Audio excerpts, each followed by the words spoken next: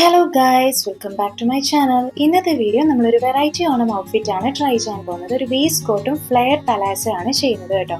4 to 5 year old കിഡ്സിന്റെ side ഷാർട്ടാണ് ഞാനിത് follow ചെയ്യുന്നത്. So ഇതിന്റെ കട്ടിങ് ആൻഡ് സ്റ്റിച്ചിങ് നമുക്കൊന്ന് കണ്ടിട്ട് വരാം.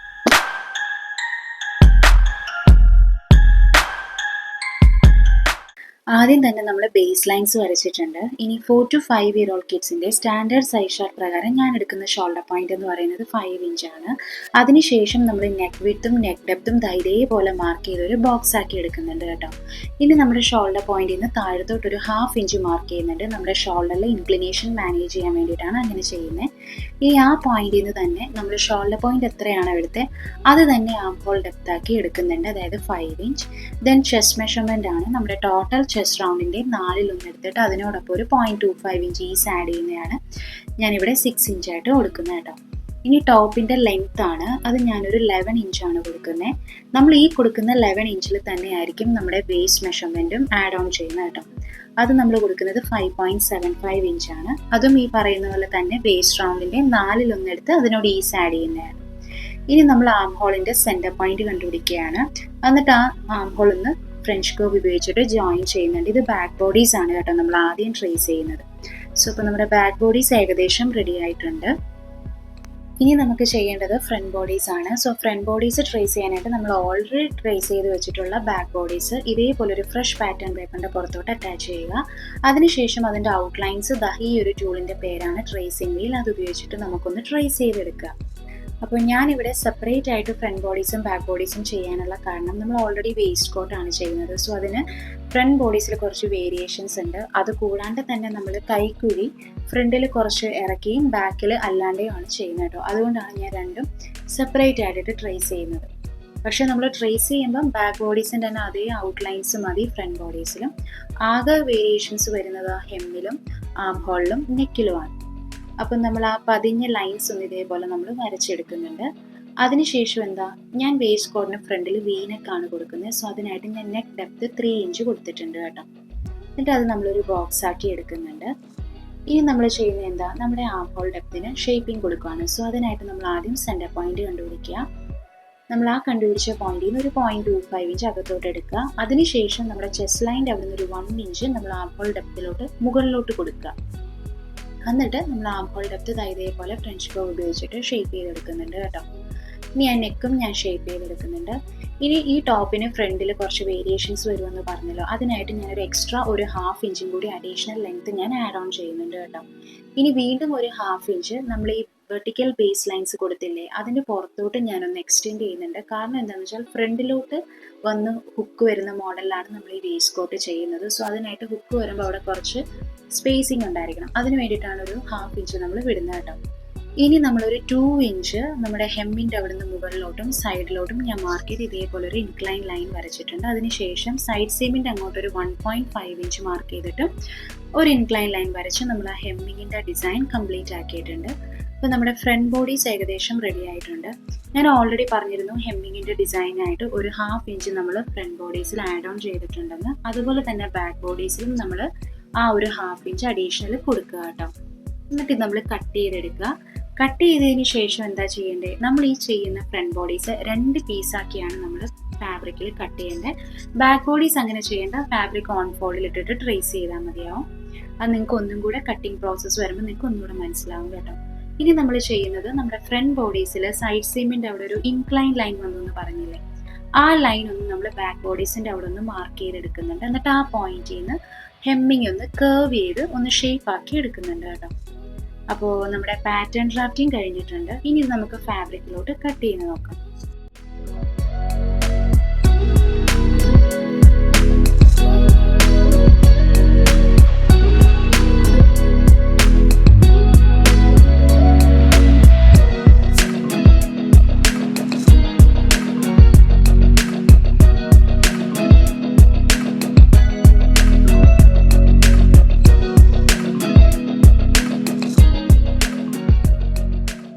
ഫ്രണ്ട് ബോഡീസ് ട്രേസ് ചെയ്യുമ്പോൾ ഞാൻ ഓൾറെഡി പറഞ്ഞിരുന്നു നമ്മൾ 2 പീസാക്കിയാണ് കട്ട് ചെയ്യുന്നത്. സോ കട്ട് ചെയ്യുമ്പോഴത്തേക്കും നമ്മൾ ആദ്യം പാറ്റേൺ ഏത് ഡയറക്ഷനിലോട്ടാണോ വെച്ച് അതിൻ്റെ ഓപ്പോസിറ്റ് ഡയറക്ഷനിലോട്ട് വേണം അടുത്ത പീസ് കട്ട് ചെയ്തെടുക്കാൻ കേട്ടോ. അതാണ് ഞാനിങ്ങനെ ചെയ്തിരിക്കുന്നത്. ഫേസ് ടു ഫേസ് ആക്കി വെച്ചിട്ട് വേണം നമുക്കത് ട്രേസ് ചെയ്തെടുക്കാനായിട്ട്.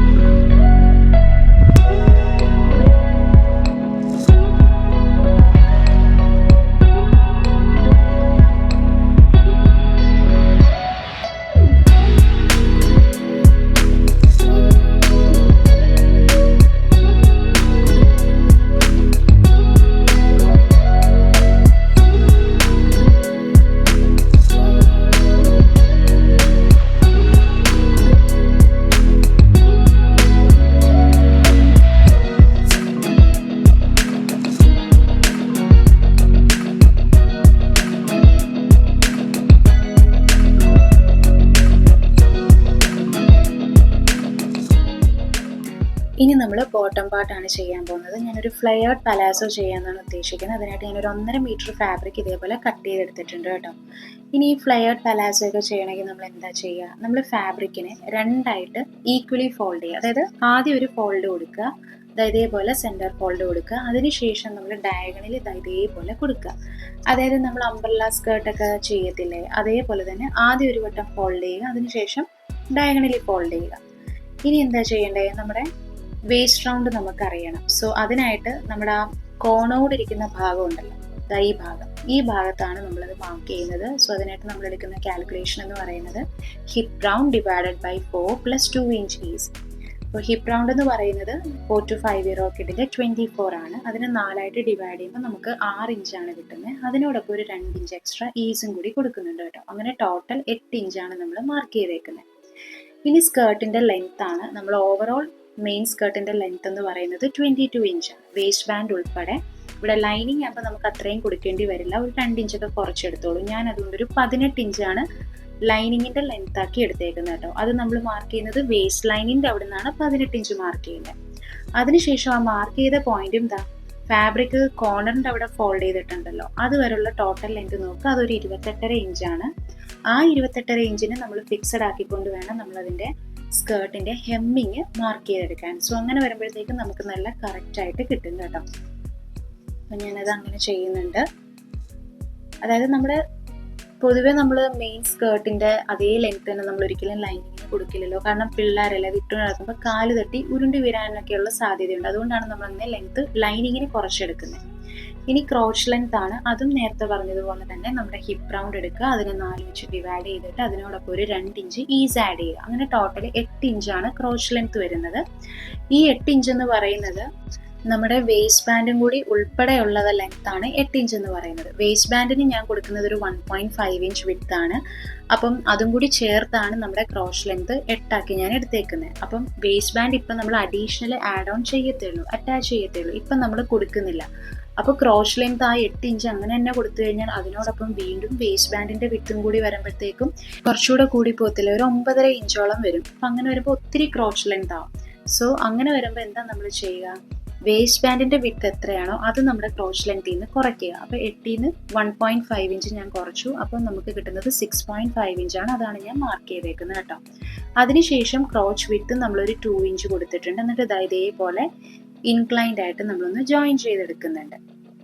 ക്രോച്ച് വിത്ത് 2 ഇഞ്ച് കൊടുത്തിട്ട് ആ പോയിന്റിൽ നിന്ന് വേണം നമ്മുടെ വേസ്റ്റ് ലൈനിലോട്ട് നമ്മൾ ആ 6.5 ഇഞ്ച് ഇങ്ങനെ ജോയിൻ ചെയ്തെടുക്കാൻ. എന്നിട്ട് നമ്മൾ അതൊന്ന് ഷേപ്പ് ചെയ്തെടുക്കുന്നുണ്ട്. നമ്മൾ ആം ഹോളൊക്കെ ഷേപ്പ് ചെയ്തെടുക്കത്തില്ല, അതിൽ അത്രയും കുഴിക്കണ്ട, ജസ്റ്റ് ഒന്ന് കുറച്ചൊന്ന് കേർവ് ചെയ്തൊന്ന് ഷേപ്പ് ചെയ്തെടുത്താൽ മതിയാവും. ഇനി എന്തായാലും നമ്മൾ കട്ട് ചെയ്തെടുക്കുകയാണ്. ഞാനൊരു 1/2 ഇഞ്ച് സീം അലവൻസ് വിട്ടാണ് ഞാൻ എല്ലാം കട്ട് ചെയ്തെടുക്കുന്നത് കേട്ടോ. കാരണം നമുക്ക് തയ്യൽ തുമ്പ് വേണമല്ലോ. അങ്ങനെ നമ്മൾ ലൈനിങ് സ്കേർട്ട് കട്ട് ചെയ്തിട്ടുണ്ട്. ഇതുപോലെ തന്നെ നമ്മൾ മെയിൻ സ്കേർട്ടും കട്ട് ചെയ്യണം. ഈ ഒരു ഭാഗം കൂടി നമ്മളൊന്ന് കട്ട് ചെയ്ത് കൊടുക്കണം കേട്ടോ. കാരണം അവിടെ ഫോൾഡഡ് പാർട്ടാണല്ലോ, അത് നമുക്ക് നിവർത്തുമ്പോൾ നിങ്ങൾക്ക് അതൊന്നുകൂടെ മനസ്സിലാവുക എങ്ങനെയാണെന്ന് കണ്ടത്. ഇതേപോലെ 2 പീസായിട്ട് സെപ്പറേറ്റ് ആയിട്ട് കിട്ടണം. സോ ആ ഫോൾഡഡ് വന്ന പോർഷനും കൂടി നമ്മളൊന്ന് കട്ട് ചെയ്ത് മാറ്റുന്നുണ്ട്. അപ്പോൾ ഇതേപോലെ തന്നെ നമ്മൾ മെയിൻ ഫാബ്രിക്കും കട്ട് ചെയ്ത് മാറ്റണം കേട്ടോ. സോ മെയിൻ ഫാബ്രിക് ഞാൻ അങ്ങനെ എടുത്തിട്ടുണ്ട്. പക്ഷെ അതിൻ്റെ ലെങ്ത് എന്ന് പറയുന്നത് ഞാൻ ഓൾറെഡി പറഞ്ഞിരുന്നു, 22 ഇഞ്ച് ലെങ്ത് ആണ് വേസ്റ്റ് ബാൻഡ് ഉൾപ്പെടെ. അപ്പോൾ 1.5 ഇഞ്ച് അതിൽ നിന്ന് കുറയുമ്പോഴത്തേക്കും നമുക്ക് കിട്ടുന്നത് 20.5 ഇഞ്ചാണ്.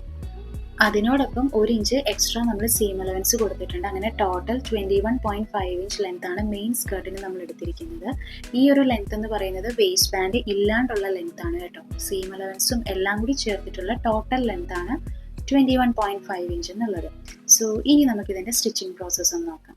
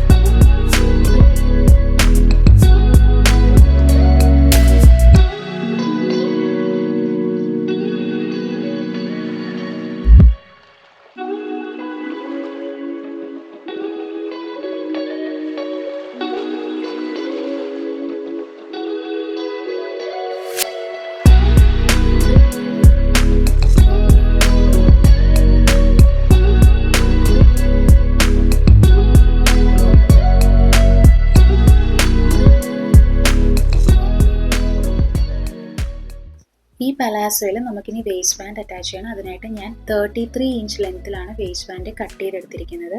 ഈ 33 ഇഞ്ച് എങ്ങനെയാണ് വന്നതെന്ന് വെച്ചാൽ, നമ്മൾ ഈ പലാസോ 4ആയിട്ടിട്ട് മടക്കിയിട്ടായിരുന്നു കട്ട് ചെയ്തത് അല്ലേ. അപ്പം 4 to 5 year old കിഡിൻ്റെ ഹിപ്പ് റൗണ്ട് എന്ന് പറയുന്നത് എത്രയാണ്? 24 ഇഞ്ചാണ്. അതിനെ 4ആയിട്ടിട്ടാണ് നമ്മൾ മെഷർ ചെയ്തത്. അപ്പം നമുക്ക് ഒരു ഭാഗം എന്ന് പറയുന്നത് 24/4 ചെയ്യുമ്പോൾ ഒരു ഭാഗം നമുക്ക് 6ആണ് വരുന്നത്. ആ 6ൻ്റെ ഒപ്പം 2 ഇഞ്ച് നമ്മൾ എക്സ്ട്രാ ഈസ് ആയിട്ടാണ് കൊടുത്തത്. അത് 4ആയിട്ട് മടക്കിയിട്ടതിന് ശേഷമാണ് നമ്മൾ 2 ഇഞ്ച് എക്സ്ട്രാ ഈസ് കൊടുത്തത്. അപ്പോൾ അതല്ലാണ്ട് വരുമ്പോഴത്തേക്കും എന്താവും? 4 ഭാഗത്തും 2 ഇഞ്ച് വെച്ച് വരുമ്പോഴത്തേക്കും ടോട്ടൽ 2 into 4 8. അങ്ങനെ 24നോടൊപ്പം 8 ഇഞ്ച് അഡീഷണൽ ഈസ് കയറി വരികയാണ്. അങ്ങനെയാണ് ടോട്ടൽ നമുക്ക് 32 ഇഞ്ച് പലാസോയുടെ ഹിപ്പിൻ്റെ ഭാഗം അത്രയും വൈഡായിട്ട് വന്നത്. അപ്പോൾ ആ 32 ഇഞ്ചിന് നമ്മൾ സീം അലവൻസ് 1 ഇഞ്ചും കൂടി കൊടുത്താണ് ഞാൻ 33 ഇഞ്ച് വേസ്റ്റ് ബാൻഡ് കൊടുത്തത്. അപ്പോൾ ഈ ഒരു പലാസോ സ്റ്റിച്ച് ചെയ്ത് കഴിഞ്ഞപ്പോൾ എനിക്ക് മനസ്സിലായ ഒരു കാര്യം എന്താണെന്ന് വെച്ചാൽ, നമ്മൾ പ്ലീറ്റഡ് സ്കർട്ടൊക്കെ ചെയ്യത്തില്ലേ, നൈഫ് പ്ലീറ്റ്സ്, ബോക്സ് പ്ലീറ്റ്സ്, അതെല്ലാം ചെയ്യുമ്പോൾ നമ്മൾ 2 ഇഞ്ച് ഈസ് കൊടുത്തോളൂ. കാരണം പ്ലീറ്റ്സ് വരുമ്പോൾ അത് ടാലി ആയി പൊക്കോളും. പക്ഷെ അതല്ലാണ്ട് ഇതുപോലെ പലാസോ ചെയ്യുമ്പോൾ അല്ലെങ്കിൽ സർക്കുലർ സ്കേർട്സ് അതൊക്കെ ചെയ്യുമ്പോൾ നമ്മൾ അഡീഷണൽ 2 ഇഞ്ച് ഈസ് കൊടുക്കേണ്ട. ഒരു 1 ഇഞ്ചോ അല്ലെങ്കിൽ 1.5 ഇഞ്ച് ഈസൊക്കെ കൊടുത്താൽ മതിയാവും. ഇനി ഇലാസ്റ്റിക് ബാൻഡ് എടുക്കുമ്പോൾ അതിൻ്റെ ലെങ്ത് കാൽക്കുലേഷൻ എങ്ങനെയാണ്? നമ്മുടെ ഹിപ്പ് റൗണ്ട് എന്ന് പറയുന്നത് 24 ആണല്ലോ, അതിൽ നിന്നൊരു 3 ഇഞ്ച് കുറച്ചിട്ടുള്ള ഇലാസ്റ്റിക് ബാൻഡിൻ്റെ ലെങ്ത് എടുക്കുക. എന്നിട്ട് നമ്മൾ ഇതേപോലെ ഇൻസേർട്ട് ചെയ്ത് സ്റ്റിച്ച് ചെയ്ത് വരുമ്പം നമുക്ക് ആ അഡീഷണൽ വന്ന ഫാബ്രിക് എല്ലാം ഇതേപോലെ ചുരുങ്ങി ചുരുങ്ങി ടാലി ആയി പൊക്കോളും കേട്ടോ.